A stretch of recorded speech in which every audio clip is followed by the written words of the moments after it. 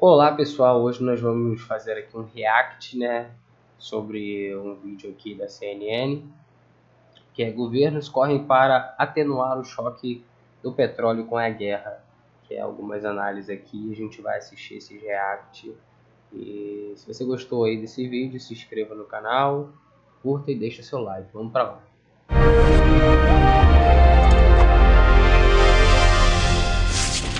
Boa noite, esta é a CNN Brasil, este é o WW. Trump já provocou vários choques na economia mundial, mas o do petróleo que está acontecendo agora já é descrito como um dos maiores da história. O cenário que está desenhado era um dos que mais se temia: a interrupção parcial do fornecimento de petróleo por conta de ações militares na guerra do Irã. Embora bastante provável, parece ter sido um cenário com o qual Trump não contava. O governo americano assustou ainda mais os mercados ao sugerir uma série de intervenções para tentar frear a subida de preços, o que expressa, na verdade, é o tamanho da preocupação. Não só a preocupação é com o preço do barril do petróleo, mas com as consequências para a economia global como um todo. O governo brasileiro resolveu intervir também. Como a Petrobras não reajusta os preços internos há bastante tempo, causando uma defasagem grande, sobretudo no caso do diesel, consumidores se dedicaram a armazenar o combustível, sabendo que aumento virá mais cedo ou mais tarde, ou seja, é risco de desabastecimento. A saída do governo foi zerar impostos federais, apelar a governadores para fazer o mesmo com impostos estaduais. Preocupadíssimo, no nosso caso, menos com o impacto desse tipo de intervenção na formação de preços e muito mais com o óbvio efeito eleitoral de combustíveis caros. A guerra do Irã, iniciada por Israel e os Estados Unidos, dura mais do que aquela dos 12 dias do ano passado. Ela está se expandindo militarmente pelo Oriente Médio e se expandindo econômica e financeiramente pelo mundo inteiro. Trump acabou prisioneiro de uma lei famosa em todas as guerras. É a lei das consequências não intencionais. Começa de um jeito, ninguém sabe para onde vai. Nessa edição vamos tratar também das guerras internas do Supremo por conta do escândalo Master e, claro, do Irã. Antes, aos participantes da nossa roda nesse momento, eu queria agradecer a Eberaldo de Almeida. Você vê que essa é uma guerra que dura um pouco maior do que a guerra dos 12 dias lá que aconteceu no passado, e aí tem causado muitas mortes, tanto do lado do Israel, do lado americano e do lado do Irã, e envolvendo ali países do Oriente Médio, como nos Emirados, ali, de vários tipos de Emirados, no Kuwait, e isso agora está chocando. Provavelmente vai aumentar o preço do petróleo em todo lugar, no mundo. E no Brasil já está tendo um pouco esse efeito. Como é ano de eleição, estou tentando, de certa forma, aí, dar uma controlada. Almeida Neto, ex-diretor da Petrobras, ex-presidente do Instituto Brasileiro de Petróleo, Gás e Biocombustíveis, o IBP, pela disposição de estar no programa. E boa noite, Eberaldo. Boa noite, William. Boa noite, Thaís, Caio, Daniel. Boa noite a todos. Daniel, boa noite para você em Brasília. Thaís, querida, aqui. Caio, meu parceiro à esquerda aqui na bancada comigo em São Paulo. O governo federal anunciou hoje um conjunto de medidas para reduzir os efeitos da alta do preço do petróleo. Em ano eleitoral, o Planalto vai abrir mão de 30 bilhões de reais de arrecadação, que promete repor com o aumento do imposto de exportação de combustíveis. A reportagem é de Saulo Tiossi. A expectativa é de que a isenção do PIS e COFINS deva baratear o óleo diesel no Brasil em 32 centavos. O governo também vai subsidiar parte das importações do combustível. As duas medidas juntas levariam a uma redução de 64 centavos por litro, a um custo estimado para o Tesouro Nacional de 30 bilhões de reais. A compensação para as perdas virá do aumento de tributos anunciado como temporário. A exportação do petróleo cru, antes isenta, passa a ter alíquota de 12%. A exportação do óleo diesel, que também era zerada, terá imposto de 50%. Em função disso, nós criamos um equilíbrio entre produtores e consumidores. Os produtores que estão oferindo lucros extraordinários vão contribuir com um imposto de exportação temporário e os consumidores não vão ser afetados, tanto quanto essa medida for efetiva, no sentido de mitigar os efeitos da guerra sobre o consumidor. Dessa forma, nas contas da Fazenda, o imposto maior vai gerar receita extra na mesma proporção das perdas com a renúncia dos impostos federais e com a subvenção. Para o Planalto, a taxa de exportação mais cara também incentiva a venda do combustível para o mercado doméstico. As medidas são resultado de um cálculo econômico, mas também político. O diesel é a base do transporte de cargas no Brasil e o combustível mais caro significa uma pressão inflacionária sobre muitos outros produtos. Um pesadelo para o Palácio do Planalto em pleno ano eleitoral. Você vê aí que o efeito é político também, mesmo sendo econômico, né, que o diesel ele afeta aí a nossa malha rodoviária. Uma das maiores malhas aí que a gente faz esse transporte de comércio aqui no nosso comércio nacional, né? E o Lula aí aumentou também a taxa de exportação de petróleo, que é para dar aí essa equilibrada. Ele reduz as taxas federais, ele pressiona os governadores para baixar as taxas estaduais, para que essa alta desse preço que vai vir sobre o Brasil de uma forma ou de outra, aos poucos já está chegando, mas que pode explodir a qualquer momento, isso não afete o próprio presidente no ano eleitoral. E na busca por um quarto mandato, o presidente Lula também espera ver a taxa básica de juros em queda em 2026, o que não costuma acontecer num cenário de preços em alta. Na gestão Bolsonaro, em 2022, também em ano eleitoral, o Congresso aprovou uma medida que zerava o PIS, COFINS e CID sobre gasolina, etanol e diesel, que já estava isento até o fim daquele ano.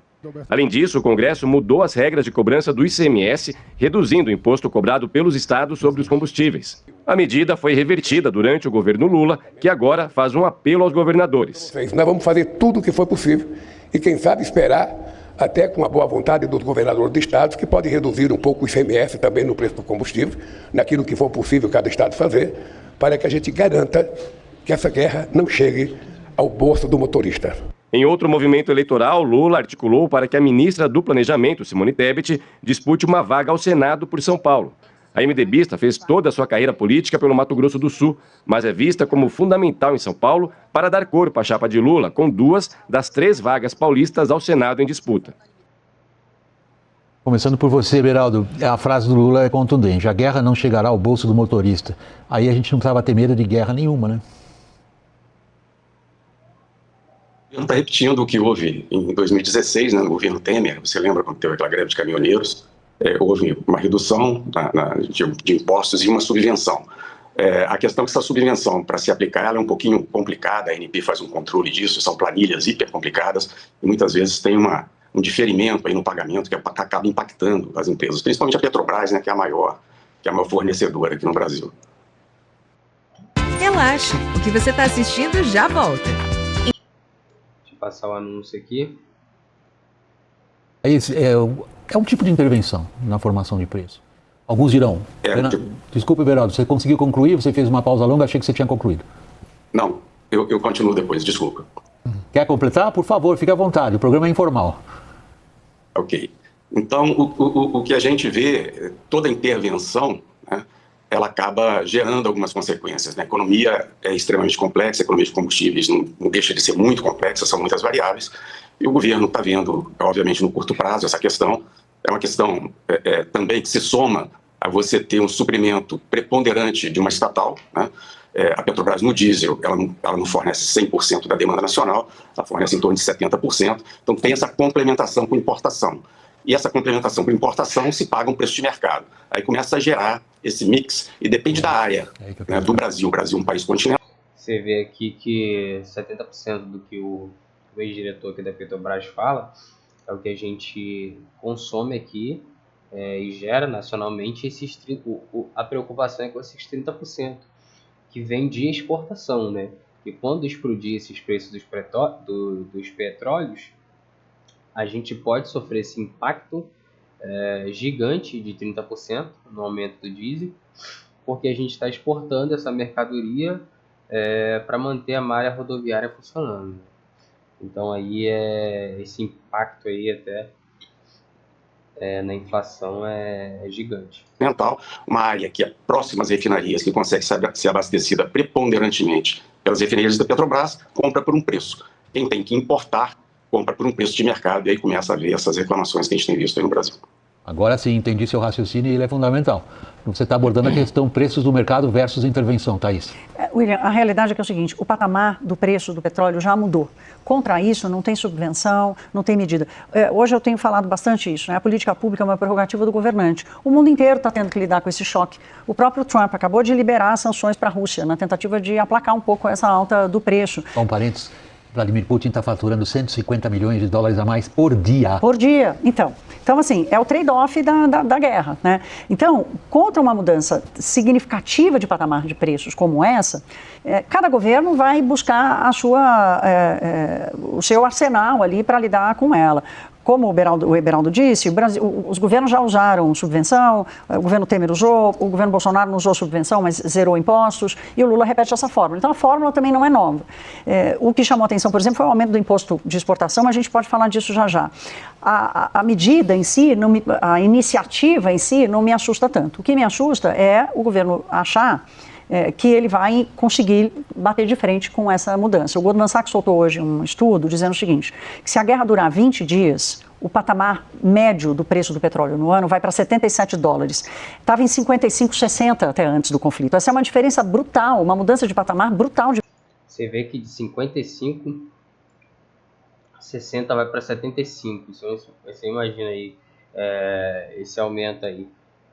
Do que pode impactar na economia global. Para a gente já afeta muito porque a gente já compra em dólar.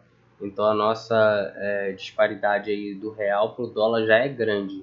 É cerca de 5 a 6 vezes mais. Aí você imagina isso aumentar aí o preço em cerca de 50% ou, sei lá, 40% do petróleo. E a gente já pagando essa conversão aí do real para o dólar. Isso impacta gigantescamente na nossa economia. De preços. Se a guerra durar 30 dias, esse patamar médio já passa de 80, ou seja, então, pode até fazer subvenção, pode até zerar imposto, mas o Brasil vai ter que enfrentar essa realidade como outros países estão fazendo e vai ter que absorver, sim, parte desse choque. Daniel, essa estratégia de marketing? William, obviamente tem um caráter político eleitoral. A gente pode analisar numa dimensão econômica e numa dimensão política. As duas são igualmente interessantes. Na dimensão econômica, você tem a criação do imposto de exportação, que joga uma tremenda imprevisibilidade para petroleiras que investiram no Brasil, sempre com a perspectiva de estar aqui num mesmo contrato durante décadas. Um contrato de 30 anos de duração ou de 35. Você vê que o aumento ele traz impacto até nos investimentos estrangeiros que podem vir para o Brasil, porque as empresas internacionais vão sofrer nessa forma, tanto de exportar o petróleo, que talvez é pouco, né? Poucas empresas fazem essa produção aqui, mas também de importar, esse petróleo. Então isso dificulta até o acesso de investimento estrangeiro no Brasil. 40 anos, atravessa 8 governos. Então, se você tem um imposto de exportação, que agora é de 12%, mas que a gente não sabe quanto exatamente vai durar, se pode se repetir, você joga um elemento de imprevisibilidade. Da mesma forma que pode baixar o petróleo, ele pode subir e as petroleiras estão no risco delas. Agora estão tendo vantagem, depois podem ter desvantagem. Segundo aspecto é que o governo, com petróleo a 100 dólares, arrecada 50 bilhões de reais a mais. Então não precisava subir imposto de exportação para as petroleiras para financiar esse tipo de política, mesmo se a gente encaixar sob viés político-eleitoral. E vamos a ele. Ali tem alguns movimentos tremendamente interessantes. Primeiro, o governo morrendo de medo de uma greve de caminhoneiros por um eventual aumento do preço do diesel, que iria acontecer. Todo mundo vai se lembrar de 2018, o governo Temer. Isso aqui é uma das maiores preocupações para o governante, a greve de caminhoneiros, porque afeta a economia, afeta a circulação de produtos de maneira geral, entre internacional, nacionalmente, e isso na mídia, né, isso sai todo dia, isso para o Brasil de uma forma, a greve de caminhoneiros é algo que nenhum presidente quer para si. Então você imagina uma greve de caminhoneiros no meio dessa alta aí, porque eles que vão sentir, porque o cara que vai fazer uma viagem lá, entregar um produto, isso vai aumentar demais no bolso dele, já paga várias taxas aí, mesmo que ele tenha alguns descontos em pedágios, os custos de manutenção do seu veículo, algumas empresas também fazem subsidia esse custo, mas isso vai de alguma forma aumentar no bolso dele. Isso de alguma forma vai refletir na vida dele financeira. E o preço político que o governo da época pagou por uma greve de caminhoneiros. Segundo, o formato do anúncio. Você ter um ministro da Fazenda que foi rotulado durante 3 anos e alguma coisa, como Taxade, anunciando redução de imposto e barateamento do combustível, ou segurar o combustível para o consumidor, quando ele vai ser candidato em São Paulo, o maior colégio eleitoral do país, é digno de registro. E tem um movimento ali que é um governo olhando para o aumento dos combustíveis, com o Copom na semana que vem, prevendo iniciar um ciclo de queda da Selic. E o governo morrendo de medo de que esse movimento tão aguardado durante mais de um ano suba no telhado. Então, você ter há 5 dias desse movimento do Banco Central um pacotão desse, significa. O medo costuma ser um mau conselheiro. Foi o conselheiro do governo nessas decisões, cara? William, uma eleição difícil, uma eleição imprevisível, uma eleição que o principal candidato empatou com o presidente da República, um presidente que é acostumado a ganhar eleições, mas é a última eleição da sua vida, então um medo grande também de encerrar a biografia política com uma derrota. Então jogando com o que tem. Né? O governo também tem a leitura de que se não fizesse nada era errado, então precisa fazer alguma coisa. E é o que tem para fazer, ainda que seja insuficiente para combater o mal todo, mas algo ele precisa fazer. A tensão foi maior nas últimas 48 horas, porque na semana passada até tinha uma previsão de que talvez, quem sabe, a guerra fosse durar menos. Mas na terça-feira à noite que a gente tem de informação, o Haddad se reuniu com o Lula, apresentou um pacote, esse era o primeiro, pode ter outras possibilidades ainda, como subsídio para diesel. Agora, apesar de tudo isso, o Daniel já citou, um medo grande de greve de caminhoneiros. Porque tem um problema grande que é eleitoral. E aí, dentro desse problema eleitoral, você tem um problema econômico, que é a inflação, podendo impactar na eleição, e um problema político, que é uma greve de caminhoneiros, estradas paradas, tumulto, confusão e uma exploração política óbvia decorrente disso tudo. Agora, se vai conseguir, já é outra questão. Agora, o governo pelo menos consegue, depois de hoje, dizer que tentou. Beraldo, deixa eu pegar um aspecto que o Daniel, fora aspectos políticos, mas o aspecto que o Daniel citou, que possivelmente gera um contencioso. Esse imposto de exportação é potencialmente inconstitucional? É bastante controverso, né? Houve uma intenção no governo anterior de taxação, né? A gente teve, quando estava no Instituto, a gente conversou bastante sobre isso, porque isso é mudar a regra do jogo no meio do jogo, né? Quando uma empresa, ela, como bem disse aí o Daniel, quando uma empresa faz uma análise, um estudo de viabilidade técnica econômica para explorar um campo de petróleo, para produzir esse campo de petróleo, obviamente que há vários riscos geológicos e tal, ela corre o risco do mercado, mas a regra, em termos de taxação aqui ou acolá, é uma regra que tem que ser conhecida quando o jogo começa. Quando acontece esse tipo de intervenção, a posteriori, depois do jogo já sendo jogado, é muito ruim para a imagem do Brasil como um atrator de investimentos. Então, alguns países têm essa figura do windfall, quando você tem um ganho muito grande, é taxado. Mas isso faz parte da regra do jogo. Não é uma coisa que aparece porque eu vou dar um subsídio aqui, eu vou te cobrar de lá para compensar isso. Então, parece uma coisa um pouco armengada. Uma outra questão que eu queria tocar no que o Daniel falou também, o Brasil é responsável por 2,5% do consumo do petróleo do planeta, mas no diesel é 4%. Essa diferença, a gente vê alguns países onde esse percentual relativo é menor, porque o Brasil é muito calcado no transporte rodoviário, como foi falado aí, e 75% desse diesel vai para transporte, né, do consumo aqui no Brasil. Então a gente é hiperdependente, um país de dimensões continentais, quando cria essa dependência extrema, né? Porque em outros países com dimensões do Brasil há muita ferrovia, há muito duto. Eu estava citando um exemplo de um duto, tem um projeto que nunca sai do papel, que ligaria a refinaria do Paraná, a EPAR, ao centro-oeste, para poder levar diesel para lá, para a colheita, né? Isso é feito por 100 mil caminhões, você poderia substituir com um duto. Então, além do mais, tem esse agravante, né? Que a nossa matriz é extremamente dependente do transporte rodoviário, né? E podendo ser substituído em ferrovias para transportar grãos e outros, né? Dutos para transportar líquidos como combustível, petróleo e assim por diante, né? Então tem essa dupla questão aí. Daniel.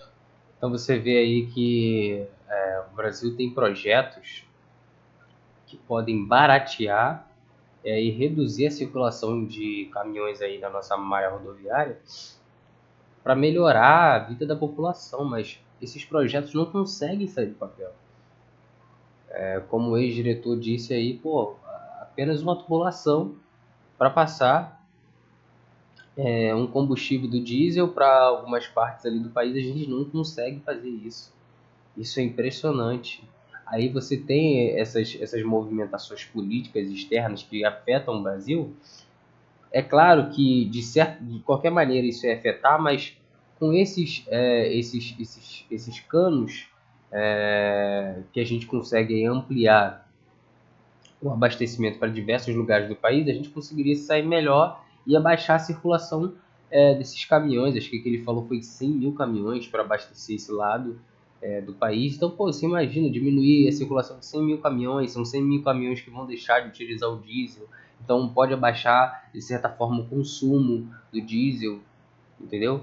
Então, é algo difícil para o Brasil se preparar agora nesse momento de guerra. Então, eu não vou fazer o react desse vídeo todo, vou fazer apenas aqui 16 minutos, né? Esse vídeo já vai ficar muito grande, de 20 minutos. Mas se você quiser assistir ele todo, aí é um vídeo da CNN. Tá aqui, governos correm para atenuar choque de petróleo com guerra do dia 12/3. Então esse é um react, um vídeo muito bom que eu assisti e que traz todas as perspectivas aí da guerra e como isso vai influenciar o Brasil, já está influenciando, e principalmente agora nas eleições de 2026. Então, se você gostou desse vídeo, se inscreva, curta e compartilhe esse vídeo com quem você achar melhor. Um abraço a todos e até a próxima.